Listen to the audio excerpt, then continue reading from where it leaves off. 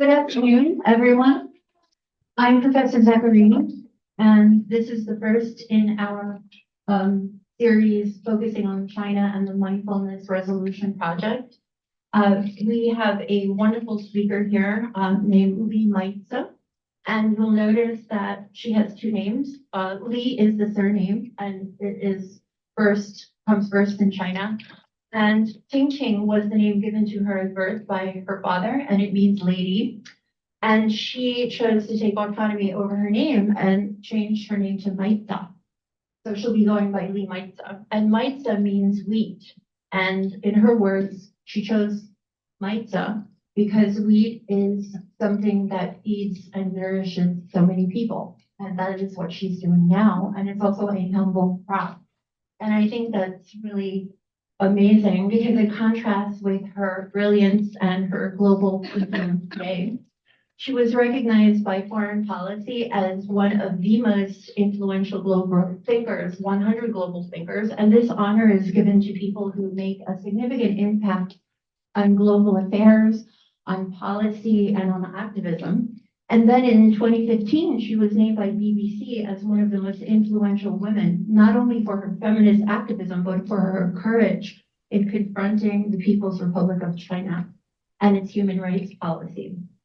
As one of China's People's Republic of China's Feminist Five, she led 3 demonstrations, and she has fought for an end to sexual harassment on public transportation, an end to domestic violence, and also for LGBTQ rights. So she has been continuing her work in New York City now as a human rights activist, nourishing everyone with her ideas now. And she is educating, continuing to educate. Please give me a warm and enthusiastic welcome to Li Maizi. Hi, everybody. I'm very excited to be here, and thanks very much for where everybody's coming. And I love the Garden City. It's like a very perfect season to be here, like the autumn, and also the campus is very beautiful. Yeah. So for my talk, it's like Lida Hong introduced me to Professor Christina, and Lida Hong also is she's a writer. Maybe some of you met her before. Yeah, she wrote a book, 2 books. One is like Overall Movement China, another is Betraying the Big Brother. So if you want to learn more about what happened during the detention, you can see the Betraying the Big Brother book. Yeah, there's a lot of details inside. And today I will give a brief introduction about like my job, working as a community organizer, human rights activist. Okay, so I'm very glad I received many questions from you, and I will answer them accordingly later. I think some of the questions after my introduction, you will find some answers. Oh yeah. Sorry. So for the topic of fighting for social justice, in the past, I mainly introduced my work about what happened in China. But I've been out of China over 2 years. So I think the most important thing as an activist, you need to be localized. You need to be fight for the people where you live in. So I live in New York City right now, so I'm gonna fight for the immigrants in the New York City and for the Chinese LGBT communities, women's here as my main work. So I founded Asia Rainbow course. I will give a introduction later. So also living here gave me more space to have some self-reflection about my mission and how to have a meaningful life. So I think there's no fixed answer, and when you are when you age growing up. So I still feel like that being a community organizer, human rights activist it's a mission for me, and I will continue to do it. Okay, so I give a little bit introduction about my childhood. I was born in the mountainous area in Beijing, so it's different from all of what you see. Like Beijing is like international city with a lot of buildings, and I was born in a village, there's no public transportation, and you need to walk nearly a year to get access to it. The reason why is like there's a war in the Shandong province, so my ancestors, they try to find a safer place and they hide themselves in the village. So that when I grew up in a rural area, I with a working class family, and my parents at the beginning they plant wheat, corn, watermelons, and I also help them plant them. Yeah, so I know some knowledges from that. Also, I grew up all of my any question? Okay. Yeah, I grew up basically all of my experiences is with a strong connection with the rural area of Beijing. So I'm not self-identified as a Beijinger. Yeah, so I self-identified as a Beijing rural person. So in Chinese, it's like 北京农村人, in short of 北农人. It's like a joke. Maybe you couldn't get it. It's in like Mandarin joke. Yeah.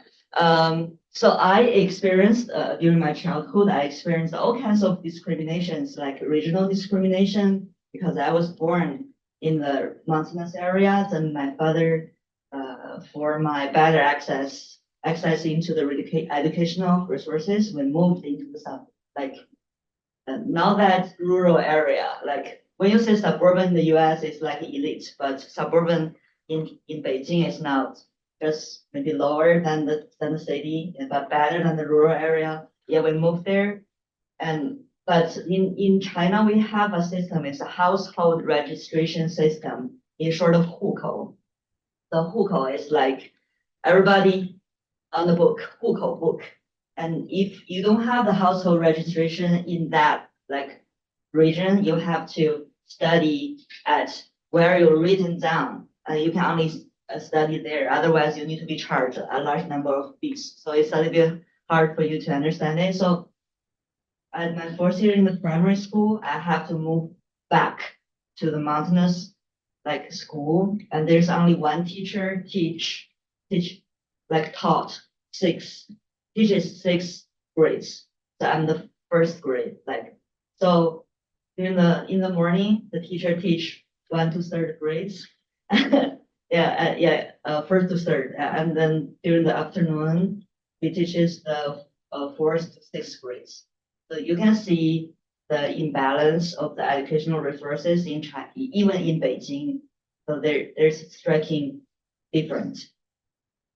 And the domestic violence is actually from my father. So I never feel ashamed to talk about that. I think you did this, and it has to be transparent. Yeah, and your daughter is an activist. There's nothing to hide about it. And also, I think this sort of experience also shaped my ideas to fight for the women's rights. Yeah.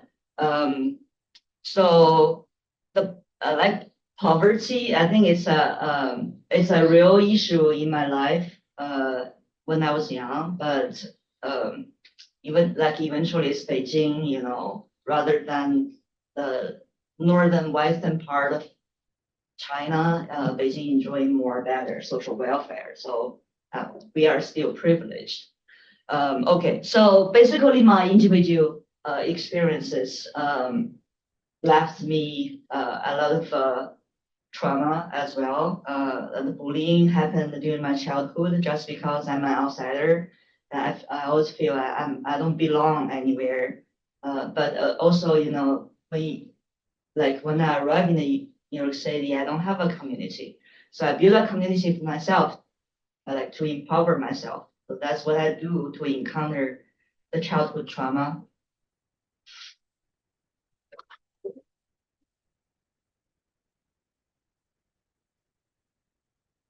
Okay, so when I entered into the college, things become a little bit different because you get a lot of information from the library. I started reading those books about feminism, and in China, there are 2 translations about feminism. One is rights-based, women's power. Another is less powered women's rights. So a lot of people moderately use the later one because they don't want to piss off the CCP but I use the first one like because we need to address women should enjoy those power in China. So it's more radical, and the government don't like it. But in China, actually, when we talk about feminism, a lot of people use the later one, the mild one. I understand that because survival is the first priority. If you want to do something for the women's good or for LGBT rights or for other like much marginalized communities, you have to be strategic. Okay, so I founded many like associations since university. I found a peer education alliance, help college students to learn how to use condom. Yeah, there's no such things as systematic education in China. And I also learned about gender equality and during this anti-stereotype. And those in China, it's a very binary word. So people will prefer you are a boy and a girl. There's no she, they, them pronoun. It's a really complicated thing for a lot of people, even for a lot of community organizers. Yeah, and our constitution is still like man, woman. Yeah, so there's no same-sex marriage in China. Yeah, and also we should be so glad that the same-sex marriage is not overturned. Yeah. So the American the USA has become similar with China. A lot of people feel that way. Yeah. Okay. So starting when before I graduated, I was thinking about what I can do, and then there's a job offer came. So I accepted and I joined an NGO that's a rights-based NGO. We fight against all kinds of discrimination, gender discrimination, people living with disability, anti-discrimination, living with HIV, all kinds of different discrimination. And in China, we have 90 million people living with hepatitis B because it's obviously a public health crisis happened in 1990s. So a lot of new babies was born during that time, so they carry this sort of virus. There's a large number of those, and we change the law systematically and help them to protect their privacy from the medical records cannot be disclosed to the employers. So that's what we have done as a rights-based organization during that time. And also, there's no NGO before 1996. The first NGO is an environmental protection NGO that founded in 1996. That has a strong impact of the based on the World Women Conference. And after the Tiananmen incident, and the CCP is highly isolated from on the diplomatic level, so they want to build a lot of connections with other countries. And when it comes to them, they think, oh, maybe women's rights is a common language, and they can have a conference about that. That they actually did, because the CCP embraced the gender equality agenda, and then invited a lot of people to Beijing. So now it's the 35 years of the World Women Conference. Yeah, so also the Xi Jinping make a presentation during that meeting. Yeah, maybe inside of the All China Women Federation, they think it's a good thing. A man can speak something about women's rights. Yeah, so we have to see that. So NGO emerging and now it's dying. So it's only 30 years.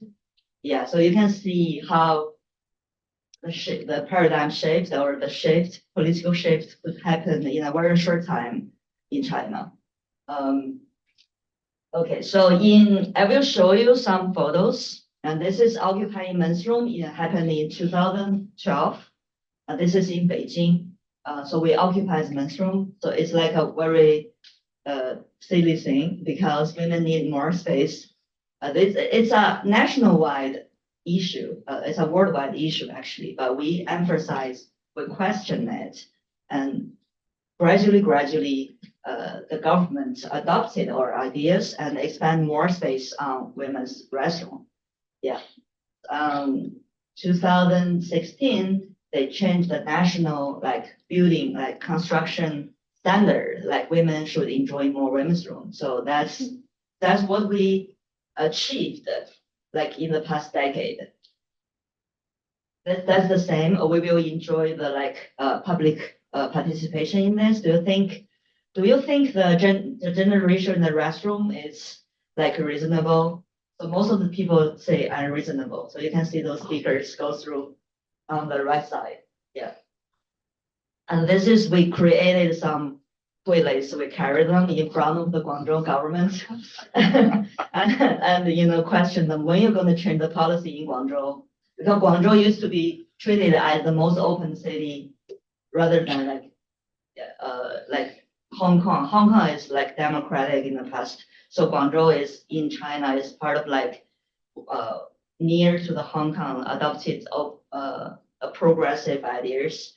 Yeah, so this is in Guangzhou, and the government employees they feel really pissed off because you can never negotiate with the CCP, and they're non-negotiable. They're like the big brother. So that's why the Little Hong's book is betraying the big brother.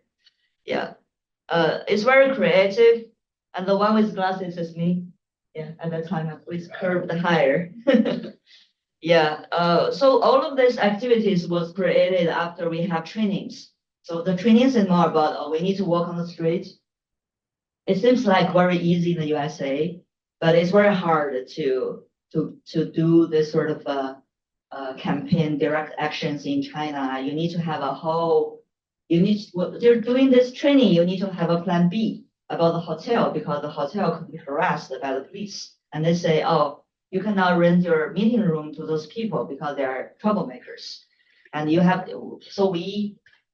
for one time, we just doing our trainings on a shuttle bus.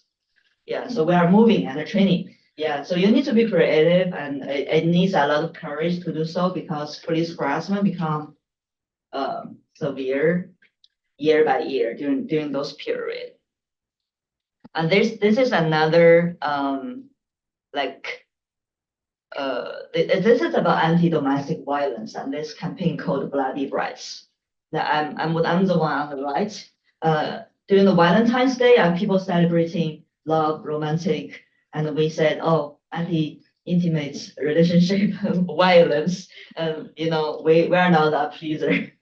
So we definitely challenge everything during that time. At that time, I was like a fighter. Yeah, so we fight everything. We also fight in our personal life, because the personal is political. Yeah, so I pissed off a lot of guys during that time. Yeah, so this campaign happened in Tiananmen Street. Tiananmen Street is close to the Tiananmen Square. Yeah, so if you have been to the Beijing, you will know it's a very sensitive area, and a lot of high level officials will have meetings there. So we strategically choose Tiananmen Street because it's a tourism site, so it's less political. Yeah, so you need to be very strategic. Even though you are trying to be very, very careful. I still got detained in 2015 because I was trying to do anti-sexual harassment campaign in the public transportation, during the International Women's Day. Yeah, so before on that eve, I figured a lot of people lost contact. I couldn't reach them, but I don't know they got temporarily detained and interrogated by the police. But in my mind, it's like, oh, this is International Women's Day. We have to do something. So even though I'm going to do this alone with my partner during that time, we will do it. And so I printed those stickers and pick it up and hide it under my bed. When the police break the door, actually, they hire someone like the locksmith. They hire the locksmith to forcefully break the door because I refuse to open the door. And then I have to open it because I don't want to break the landlord's door lock, then I have to pay for that. Yeah, I opened it and they found those stickers under my bed. It's like they found some criminal crucial evidence. And it's so funny that I told you the police hold it. Yeah, and I figured, okay, you win the game, okay. And I was taken away to the police station and interrogated for more than 20 hours. And until I figured out they are going to transport us to the detention center. And our charges at the beginning, they showed up at my door and the summon was empty. There's no word on that. So you can tell criminal procedure law is a joke in China. Yeah. So then later on, they write speaking quarrels and provoking troubles on that paper. And that's my charge. Speaking quarrels and provoking troubles is actually charged in China under criminal law. So in the past, this law is like hooligan law. As if you are a hooligan, now you are picking quarrels. So it's a very weak law. So we call it like a pocket. You can put every sort of how to say, people who are troublemakers into these pockets. Yeah. Okay. I will keep this short because we still have a lot of questions. So anti-domestic violence law was passed like 5-6 years ago.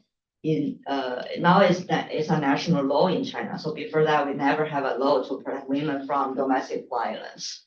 So it's also with a lot of our efforts. And this is a case we protect American whose name is Kim. Kim is teaching in Chicago right now, and she's a teacher, and she joined the union, and she feels very proud of that. So at that time, she lived in China and got domestic violence by her husband, and her husband is a famous public figure and speak like crazy English, so you can he teaches English to a lot of general public with loud voices. So in China, during after the 2008 Olympic Games, there's a heat. People would love to learn English. So he's very famous, and he didn't realize that it's wrong to abuse his wife. So Kim was very isolated, and people treat Kim very bad in China. Say a lot of bad words to Kim. So we supported Kim in front of the court. Yeah. So Kim and I, we still have a very good relationship, and he has 3 daughters. Yeah. All live with Kim right now. Yeah. Okay. And also this is a death penalty on a domestic violence victim. So the court sentenced a domestic violence victim to death. Yeah, because she killed her husband when her husband trying to kill her. Yeah. So we said this cannot be a death penalty. Yeah, this is ridiculous. And also the all China Women Federation think it shouldn't be a death penalty. So it's like in the system, out of the system we have the campaign, in the system they have the lobbying, and the Supreme Court like withdraw the case to the lower, to the lower courts. So it's like because death penalty is also a worldwide issue. Yeah, it's a common language, so drew a lot of attentions. Oh, this one is topless women and fighting for the anti-domestic violence law. Seems like there's no connection about that. It's only for the my body is the battleground, some sort of those idea. This for the gender injustice in the college entrance examination. The women have higher scores to get entered into the universities on some special, join the army, police, or small languages like Russian, because it's very women dominated, and they figure it's a boys' crisis.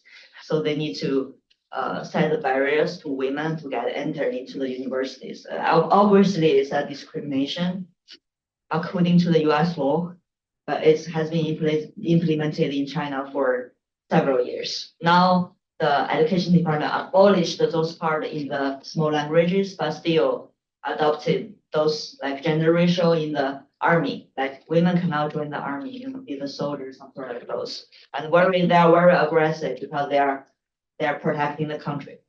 Okay. Those are some like I will just skip those. You want me to skip those? Rosie the ribbon. Which one? Yeah. Oh, this one. Yeah. Oh, Yeah. okay. Yeah, this one is about like delivery person couldn't be a woman. So they literally this person name is Ma who actually passed the first interview and got an offer. And when they submitted this offer to the higher level of the EMS, I think you know EMS, they have collaborations with the UPS, like it's a national company actually. So Ma Hu got rejected by the office, and they said we cannot hire women to be the delivery guy. So Ma Hu already bought a side of a lot of things, you know, to feel very excited to start their job, and then you know, there's a case like that. So Ma Hu sued the EMS, and the EMS just need to apologize to Ma Hu, and they won the case. And in some sort of way, they didn't win, and you know, and the $2,000 compensation. That's it. It's like $300. That's it. Yeah. So that's what we achieved. It's also, you know, we in the social movement, even though the compensation is kind of very low, and as long as we won the case, and you know, it's going to be easier for others to put a legal case on the court. So that's what we said. What we can do it just as a delivery person, you know. Okay, I will move to. I moved to the post 2015. Obviously, all of the direct actions had been banned in China, and in 2017, the foreign NGO management law got passed just after the Russia published the same law. And if you're receiving foreign fundings, you are going to be treated as the agent of the CIA. Yeah, so there's many organizations has been clearly set as a CIA agent. Yeah, like the NED Foundation, National Development, something like those. I couldn't remember the full name. Yeah, but actually in the early 2000s, the Chinese government are facing a public health crisis. That's AIDS. AIDS is exploded in China, and they don't have any medicine to treat it, so they seeking the support from the like international countries from overseas, and they actually received a lot of money from overseas, like the Global Fund in total give like 300 million dollars to the Chinese government to help them dealing with the people living the HIV crisis. Yeah, and you know, in 2017, you can see it's banned in China. So you can see the political atmosphere obviously getting like cold, and the civil society space is greatly shrunk in China. Yeah, and also if you are, you know, if you try to be an activist, you have to go underground and continue your work. Otherwise, you can find another way to do it, try to avoid it. And a lot of organizations has been shutting down. Basically, all of those rights-based NGO has been shutting down. And also during the detention, those underground activists, they have to hide because they cannot be the like witnesses to provide some oral evidence for our case. So they hide it in the rural area, everywhere in a friend's house. They cannot use their social media, not at all. So they're also in a very isolated situation. So I want to honor them because they also suffered a lot. Yeah. This is a wedding. The wedding with it's like okay, this is a wedding with my ex. Yeah, so this is like in 2016, the USA legalized the gay marriage, and then we were thinking about what we can do. You know, uh, walking on the ground in the Tiananmen Street is actually not, it's not gonna work, right? So I think the personal is political. So let's have a wedding. So we had a wedding, and we invited 20 friends and 20 journalists. Most of them they're foreign medias, foreign forces. Yeah, so we have a wedding like this, and it's showed up on a lot of headshot of the medias. I think in this way, we 2016, 16, 15. You tell me. Okay. Yeah, never man. Yeah. So this is about also I got encouraged in this wedding, even though this wedding didn't work out. Later on, there's a huge wave of the cultural advocacy in China, and the Chinese parents will urge you to get married as soon as possible when you graduated from college. So that's a very cultural thing. Not just your parents, your relatives. During the New Year festival, we'll say the same thing to you. Yeah, when you're gonna get married? Are you going to find a partner? If you're getting too old, you couldn't find a partner anymore. Yeah, something like those. So we try to put this one as an advertisement on the Beijing subway. And eventually it turned out to be this one on that billboard because they think this one is too radical, couldn't be showed. So the government is controlling what you can exhibit on the ad. So there's no freedom expressed at all. Okay, so I'm going to introduce something, what I'm doing now. So after 2015, I initiated Rainbow Lawyers Network. Now in China, we can see a lot of LGBT lawyers. So it's a good phenomenon. And because they are in this community, they can protect our rights. Also, I give a lot of talks overseas. Like last year, I went to Stanford, Princeton, MIT, and Columbia, Fordham University, and I give talks about share my experience with the students. And also, I founded Asia Rainbow Chorus. Asia Rainbow Chorus, I was trying to say that there's a huge number of Asian immigrants and facing a lot of challenges in the New York City, especially now because the SAE, the surge, a lot of some sort of illegal immigrants, and all of the SAE agents, they're wearing masks. It's very hostile. So I think we need to build a community and share those feelings and experience by singing together. Like singing is like a meditation. I like singing every Thursday. So tomorrow we're gonna have our rehearsals. And on December 14th, we're gonna have our winter concert. So yeah, we're gonna sing Frozen. Yeah, it's like a perfect fit. So also, from many of our members, since we have this sort of community, and they feel like the Manhattan never belongs them. A lot of community members that they live in like Queens, like Upper West Side, or they live in the Brooklyn. They never feel like in the Midtown Manhattan there's a space belongs to them. So they feel very how to say that, they feel they got closer to the city, and they can also enjoy a better life standard. Yeah. Also, according to this, we can help those students who's very a lot of Chinese people, they are very apolitical. So we according to in this way, and they can feel more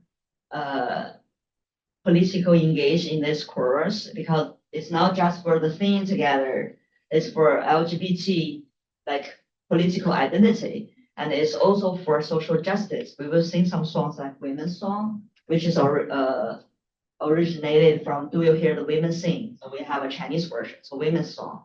We have this song and we can sing this, and it's calling for the social justice. And it's a way to do the human rights education to those people who don't care about social justice. So you can follow us on the Instagram. And also we have initiated our funding program as a registered nonprofit organization. And if you're interested, you can donate to us. And now we can move to the Q&A session. Okay.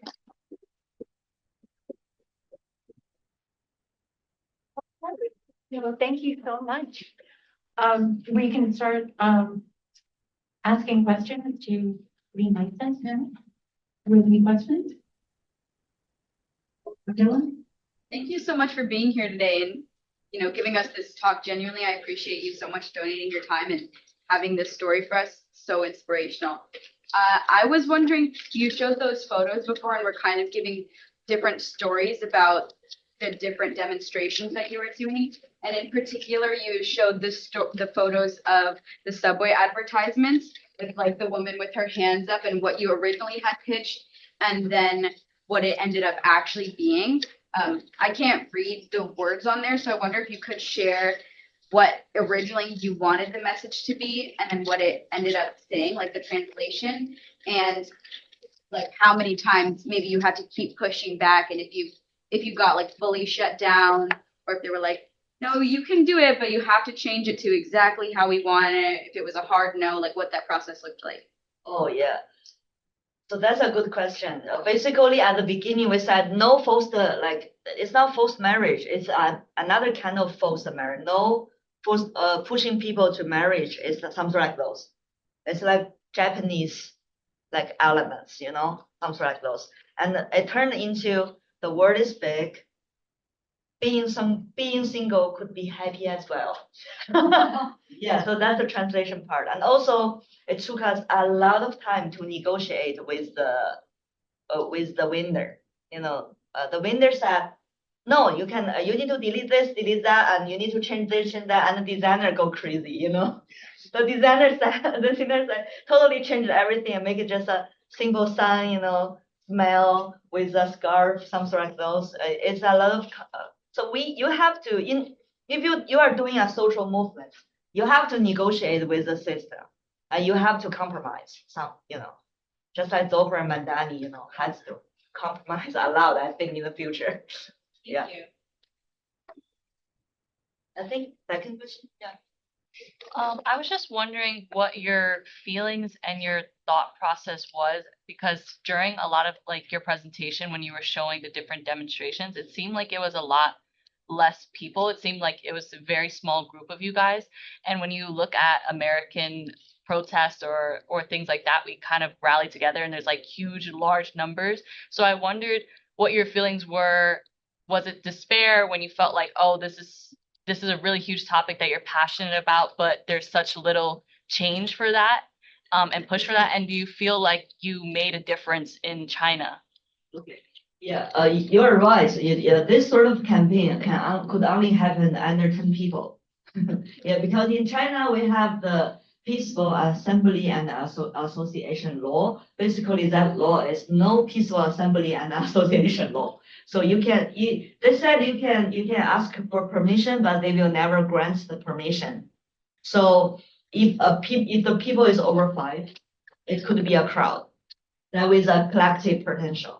And you are going to cause trouble, and you are going to, how to say that? You're going to, in China, we have a word, it's a harmonious society. You are going to be a unstable element for the harmonious society, and you are going to be like eliminated. So those campaigns has to be controlled in a small crowd.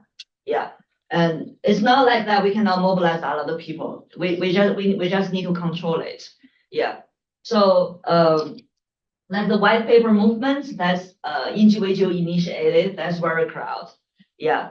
So if there's an organizer, the police come to like harass the organizer, definitely. So I was interrogated by the police during my past 10 years for a lot of time. There's an article, it's Lao and I think I sent it to you. Yeah. So it's a story about the police. The police actually, we have some sort of weird friendship, because he has to talk to me because it's a law enforcement to me. So I got harassed a lot. Even when I was trying to get married with my wife now, the police called me and said, you cannot get married because the last marriage, there's another like media coverage. So the another thing I want to mention is about media coverage. Even though our like demonstration is kind of very in a very small size, there's a lot of media coverage. So we use the media power to expand our power to convey what we are trying to say. But the journalists, they could be our friends, but I would say they're like we work with each other, and they have their own agenda, and we have our agendas. Yeah.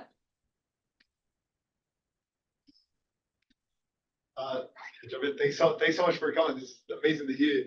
I'm just really curious, is there any ways when you were doing the activism on the streets that you intentionally leaned into like a nationalist message? Did you ever say like, we are trying to make China a better place, or we appreciate the values of the Chinese Communist Party? Did you lean into that, or did you try and pull away from that? Oh, like when I was in the detention center, the police will question me that, what's the goal of your like actions, right? And so I was trying to do something good for the country. I was advocating for gender equality, and then they became speechless. Yeah, they thought, oh, you're right. But they couldn't say that, you are wrong. You are a troublemaker. Remember that? So this is very interesting. But after, the detention, things go viral, and people started to realize that there's really actual feminist activists in China, and the younger generation, and it's not from the middle class, like I'm from the working class. Yeah. So that is an opportunity for the world to know, like there's, China is it could be a like cornerstone. Yeah, but the Chinese government choose another direction, obviously. Yeah. Yeah, sorry. I've been trying to think of a good way to word this. Okay, so you came from China to here to like to how do I get it? Spread your word, your message, your goal here. Do you fear that America is going down the same path as China in regards to how they treat the LGBTQ community, how they treat immigrants, how they treat? So, do you fear that our current administration is putting America at risk of going down the same path that China did when they started to enforce these strict and authoritarian laws over queer folks, over feminists, over women? Yeah, a good question. I think a lot of Americans also worried about that. Yeah, but the like dictatorship, it could be very far from the democratic system. Yeah.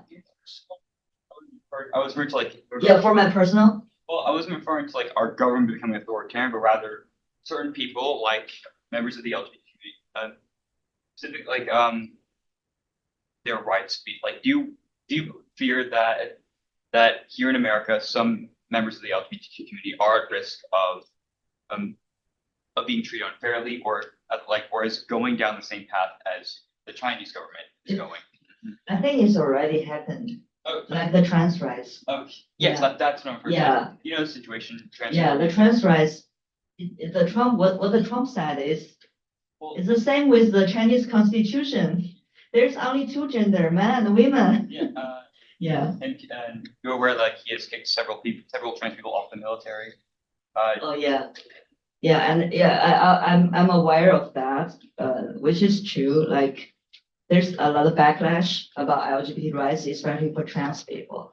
And yeah, so I have to say, there's a lot of things happened in the USA. I also worried about myself, my legal status, some sort of like, sometimes they are just like, it's like fishing behavior, So you lost the sense of secure, and you feel, oh, I should come here earlier. Yeah. On that, I love your movement. I love this whole cause, and I encourage you to keep going, and I hope you succeed. Thank you. Okay, I also have some questions here. Yeah. Yeah. Okay. How many people? Yeah. The first question is, what inspired you to be an activist? That's a comprehensive question. Okay. So basically, my childhood experiences, and I think my grandma, my grandma died when I was when I'm 3 years old, but she was she was raised me very well, and I'm the only daughter in my family. In the cultural background, the boy preference, my grandma didn't preference those boys, so I gained like the essential confidence from a very young age. So I really appreciate that. And also you need to have a core about yourself, and which can, no matter what, like I don't think I'm gonna be rich for my entire life. Yeah, unfortunately, but I will still fighting for this. Yeah, it depends on who you stand with. Yeah, like the rules in the here. Okay. Okay. Yeah. There's a question about, can I I can leave China smoothly because I quit my job working as a full-time activist. So in the police eyes, I'm no longer a troublemaker. Yeah. So I can like 2 years ago, when I trespassed the border control, I'm very nervous actually, but I will not go back to China often. Yeah, because I'm worried about next time whether I can go out again. That's a lot of people's worried. There's a lot of people's concern about that. Now also, like, there's a diaspora community overseas. A lot of Chinese people, a lot of activists, they fly from China. Not fly, like we call it run, run away from China. So in Chinese, we call it 润学. There's a lot of middle class family members. They try to, after the COVID-19, they decided to leave China. I have a question. Mm-hmm. So really it's about Xi Jinping, because it seems like a lot of the problems occurred from 2015 on, but things were improving a little bit before that. And then because he censored the feminist movement with a lot of fear, that they were afraid that it would become so big that then too many people would support it and it would get out of control. So do you think that people, like certain people, are in favor of more rights for women and LGBTQ, but they're being repressed? So there's actually a movement of change happening, but they're all like in the closet about it. And it's just the repression from above, because they use the media to express, and you said that the journalists were like listening to you, so maybe people are changing their perspective, but they're just being repressed from above. Yeah. Yeah. I do think the younger generation is changing. The younger generation is more open-minded, and they don't treat it like LGBT is a thing, even though they never heard about that. You just talk to them like we are a gay couple, and they will feel like surprised at the beginning. Then they will accept it, rather than the older generation in China. Also for the women's rights, for the feminism part, it's true. I do see a lot of fathers, they are raising their kids by themselves, and their wives is going to work. So there's a lot of similar content on the right note. Yeah, so if you want to pay attention, you can pay attention about that. So the younger generation will definitely be the hope for a structural change in China. But I have to say, I didn't see the CCP have a strong willingness to become more progressive, because they just banned the gay app Blood like 2 days ago. Yeah, and the Chinese Independent Film Festival, which is gonna happen right now, just banned 3 days ago or a week ago. They harassed a lot of directors' families and asked them to withdraw their authorization for this like independent film festival. Yeah, so yeah, this is what happened is we call it like transnational repression. Yeah, especially it's like for those sensitive issues like Tibet, Xinjiang, Hong Kong, and there's going to be a lot of national repression involved. Yeah. Professor DeConto. I want to really kind of piggyback off what you said because I think it's really, really important. And I know exactly, yes, I know exactly where he was going with that. And I think I just want to maybe expound upon that thought process of, you know, we now have a government that is taking rights away from women, taking rights away from the LGBTQ plus community. Is only wants things on passports of male and female gender assignment, taking rights away from the trans community. So I see things moving very quickly. Others see it moving very slowly. And history does repeat itself. And when our rights start being taken away, and sometimes we don't even know our rights are being taken away before you know it, all our rights are taken away. So how can, and you just talked about the younger generation, and I do think that this younger generation has the power to make change, and I'm very hopeful for that. But it's hard to fight against the government is what, you know, my students say to me also. What are some of the things, how can they get loud without being fearful of things happening to them? And maybe I'm really just talking about America right now, but maybe you can just speak on that for a moment. Okay. Okay, it's a tough question. I think for the Chinese like political like level, I don't think you can be louder. Yeah, as a civilian. Yeah, as a citizen, and you cannot even say citizen, yeah, because it's a political word that with some sort of meaning like you have the right to question the government.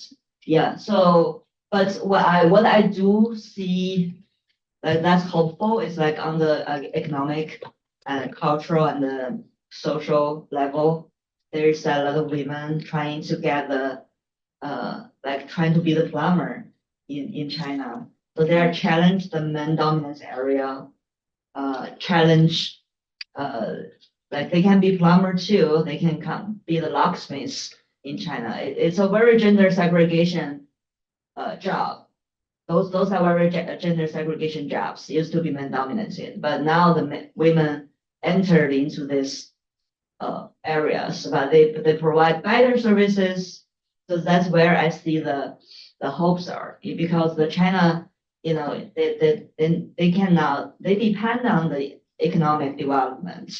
Yeah, when women got powerful and they can have some voices. Yeah, like in the past, the old China Women Federation, like the older generations women, they got a lot of power because they fight together. They joined the Red Army, so they are very powerful in the system. Now those people just died, so there's no powerful voices in that system. So I think from the economic level, maybe you know, because the Chinese economic the development is there's no development actually. Yeah. So I think it's going to be helpful. Yeah. Do you think you can go about changing older generations' mindset that are stuck in traditional values and the culture of China being very misogynistic or biased towards women and the LGBTQ plus community? Okay. So according to my observation, like there's you can censor the contents on the internet, and you can set a firewall from people to like click Facebook, Instagram, you know. Yeah, but you cannot control what people are thinking. You can just stop them saying that, or you cannot actually stop them to see, like in their day-to-day life.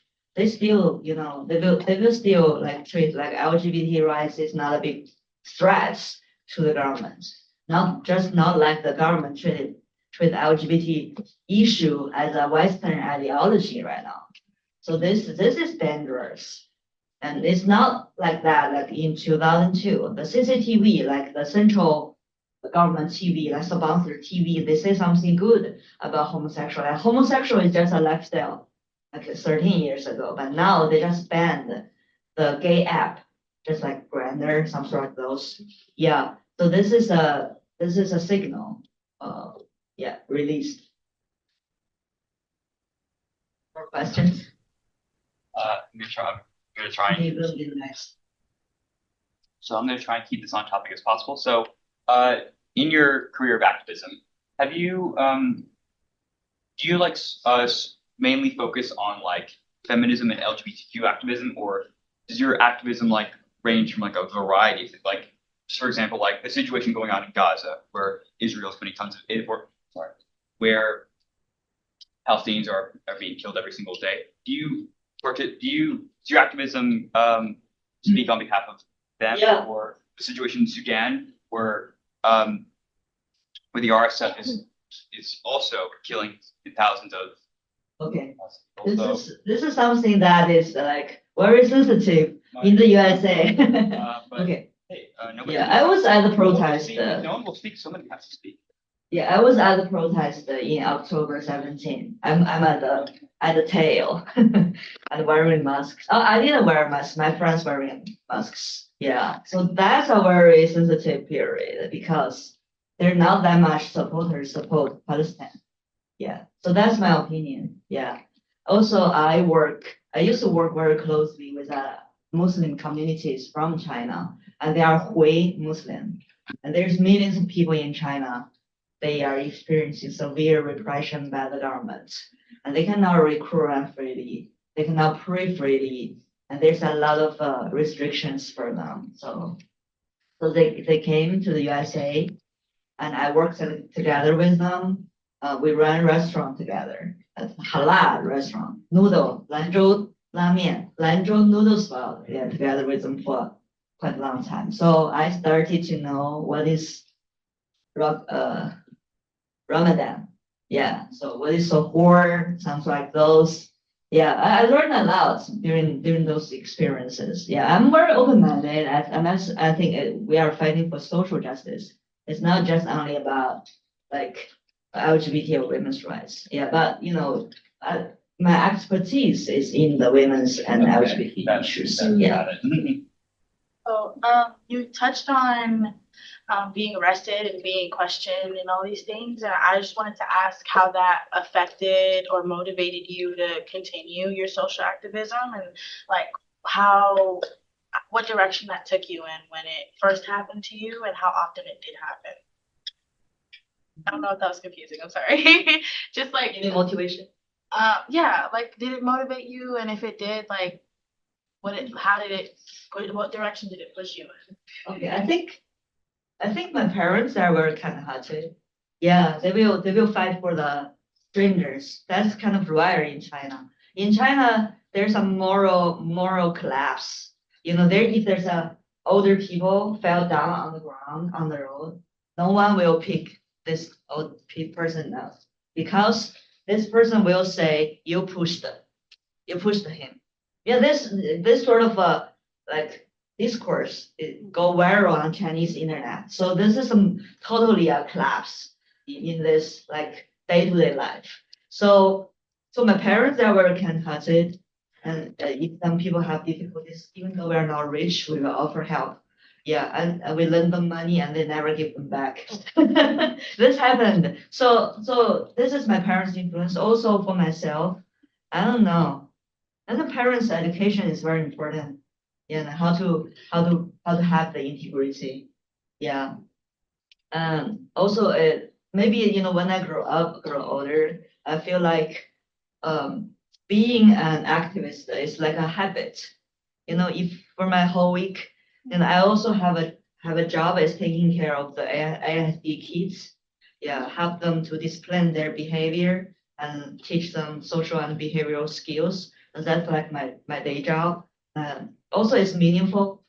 Yeah, but I feel like being a community organizer is like my comfort zone now. So I'm good at it. So I'm doing it. Yeah. Yeah, I don't need to be motivated. Yeah, I'm just doing it. I'm happy. Yeah. Oh, sorry. I think people in America specifically right now are very afraid to like protest and come together because of their fear of being silenced and I guess retaliation from officials and the government and whoever. So I'm kind of wondering what motivates you to continue after being, I guess, essentially silenced by your government or detained by your government. What motivates you to push through the fear and continue? And like, what would you say to people who are scared? Yeah, I do have the question here, I think. Yeah. So after I got released, I got detained for 37 days. It's not very long, actually. For rather than a lot of human rights lawyers and other political criminals, for me, it's like I feel like I never said I never admitted in the detention center said I committed any crime. Yeah, I just said maybe I do something wrong. Yeah, yeah, that's what the police can reach, because before I released, they asked me to sign a agreement that I will never accept for media interviews. And later I accepted a lot of for media interviews, and they did nothing to me. They know they cannot control that, It's just like a threat. So I decided to do that because I think there's a strong connection with my family background. In China, the Chinese government, what you can took from us, we just have a house. The land is the country's property. We just rented it for 70 years. What you can took from us, and in Chinese there's a slogan like 光脚的不怕穿鞋的, like the barefoot people will not afraid of the people with shoes. We have nothing to lose. What you can do to me. So maybe this is a kind of Marxism. The working class is very powerful. Something like those. Yeah. Unlike other sisters, some they just quit and they just pursuing a doctor degree or being a social worker in Hong Kong. And some come to study or and other sisters now living in the DC continue to be a community organizer. Her name is Zheng Churan, nickname is Da Tu. Yeah. So I think it's a it's a personal choice to continue. And I continued for 2 years in China until 2017. And I studied at the University of Essex, majoring in human rights. Yeah, so after I finished, I quit work as a full-time activist because I need to make a living. I cannot depend on my family. Yeah. But I still work I work as a community manager in Beijing Queer Course. Now the Beijing Queer Course has been forced to change their name. Be queer. You need to be queer yourself. Now they changed their name and there's no more LGBT exhibition on their during their daily rehearsals and performance. Yeah. Hi. So you mentioned that you couldn't depend on your family. I was really interested to know, when you made up in your mind to become an activist, what kind of support system did you have, or did you create a community of your own, or did you have family, and what really went through your mind when you decided, okay, this is what I want to do, and what did you register in your mind, okay, I might lose this, but what you're fighting for is greater than what you're going to lose. So I just want to know your thought process about starting. Okay. Yeah, that's, you know, the first one is like I empower myself with books, you know. Yeah, the second one is like I do get a lot of support from the trainings, like how to do like performance art. It's actually direct actions. And what is the definition of discrimination according to the United States? I learned that, and I use it to the other, like I later I become the like trainers. I train a lot of other college students. Yeah, so I think I'm a quick learner. And you know, I'm learning like for my entire life, and also for like that during that era, you know, from 2012 to 2015, there's a lot of trainings happened. I organized more than 15 trainings in different cities in China: Shanghai, Wuhan, Guangzhou, Beijing, Xi'an, Lanzhou, a lot of cities. Yeah, so we trained more than 200 students. The majority of them are women students. Yeah, I think that's severely sponsored by the foreign fundings. Yeah, which is illegal later. Yeah, especially from the OSI Foundation, Open Society Institute, and the NED. Yeah, now they are CIA agents. Yeah, and so that's in the past, as resource mobilization is very important in a social movement, especially in the USA, because we have the money, we can raise the money, we can have a like nourished social movement. But for the Asia Rainbow Corridors, it's totally another kind of story. So I use my money at the beginning, I self-funded, and then we have a co-founder, and he also put a lot of money into this course. So for the first year of Asia Rainbow Corridors, it's totally self-funded without any fundings, because I don't want to be targeted by the Chinese embassy or CCP as a foreign funding receiver agents, something like those. I need to be careful here. So it's heavily self-funded at the first year, like more than 10,000. Yeah. So that's the reason why I'm doing the fundraising today, because I think because university is like a place that the CCP think, oh, if you are giving a talk in the university, that's okay, but you need to be careful what you talk about. So they think it's legitimate, you know, it's like academic activities.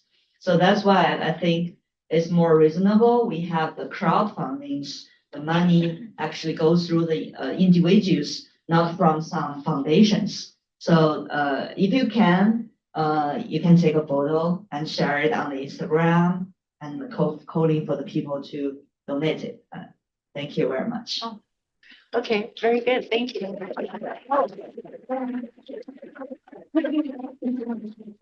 Yeah, sure. So we invite you to come and say hello and break. Run out of time. Yeah, kind of. Run out we of have time. like 5 minutes. We could have one more question? Yeah. Okay. So I was wondering, you mentioned like the skills that you need to be an activist. Some of that, you know, educating yourself and gathering funds. What other skills are needed for a young person to become an activist to create social change? What do you think? Oh, okay. Okay. I think you need to be a coordinator. And you need to coordinate things. Actually, you need to talk to people. And you need to understand them, and you need to know who you are fighting for, and who's going to benefit from your work.